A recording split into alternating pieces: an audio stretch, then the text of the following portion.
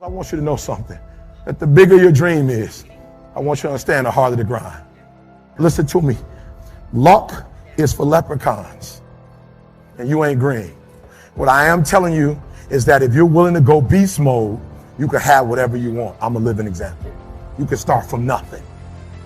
Well, first of all, I'd say I actually think I feel fear quite strongly.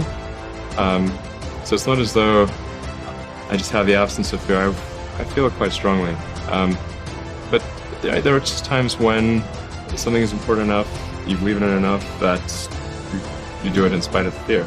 But you will not outwork me. Why? Because I realize that the bigger the dream, and I need you to see who I have up there. Notice when I said beast mode now, I'm not talking about the lion. When I talk about beast mode now, I'm talking about the ant that's very small, but that can probably lift 100 times his weight. I'm saying that some of you in this room, you might not be a lion yet. Some of you in this room, you might be an ant. You might have small beginnings. You might not have a lot of money. You might not have a lot of resources, but there's no excuse. You said, E.T., I'm not that lion. You might be the ant, and the ant has very little, but he's determined. He's strong. He has a dream and a goal, and he'll do whatever it takes. And I need you to understand that the bigger your dream is, the earlier you're going to have to get up.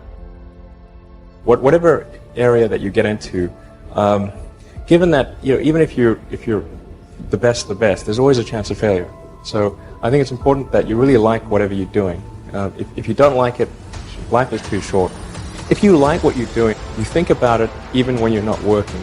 I mean, it's something that your mind is drawn to. And if you don't like it, you just really can't make it work, I think.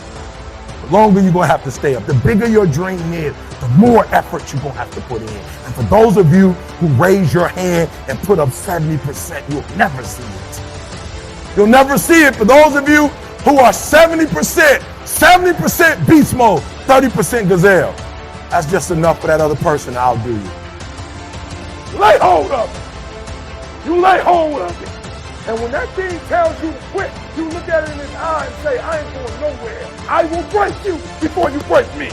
You will not defeat me. You will not destroy me. Some of you are so ignorant. You've been through so much hell. You gonna quit now? You should have quit 10 years ago when he walked out on me. You should have been quit. You don't quit now. It's the 10th round. You got 2 more to go. And when you get to success, it's not about skill. When you get to a certain level of success, it's about stamina. It's about stamina. It's about you won't break me. You can't take me. I fought too long. I fought too hard. If I was going to quit Satan, you should have got me a 7D home. As an individual, it's probably Detroit Pistons. When we were trying to get over that hump, we had the battle. I wouldn't say fear, but intimidation, because to some extent it got away from clean basketball, the basketball that you grew up playing. It got to more where, just one hard foul could end your career, basically. You got to overcome that intimidation factor to keep going to the basket, keep taking that shot, keep aggressively attacking them, and I think as much as it was a battle, it was, once we accomplished that, it was unbelievable success. I'm telling you to dream your dream because I want you to feel it. I want you to taste it.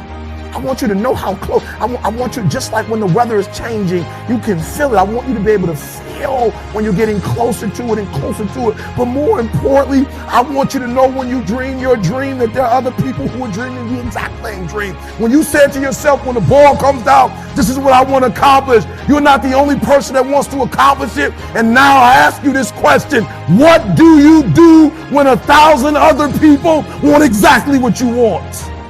What do you do when you're not the only one that wants to make $1 million in your company? You're not the only one that wants to be the president. You're not the only one that wants to be the CEO. What if you're not the only one that wants what you want? What if there are thousands of other people who want what you want? You have to outwork them.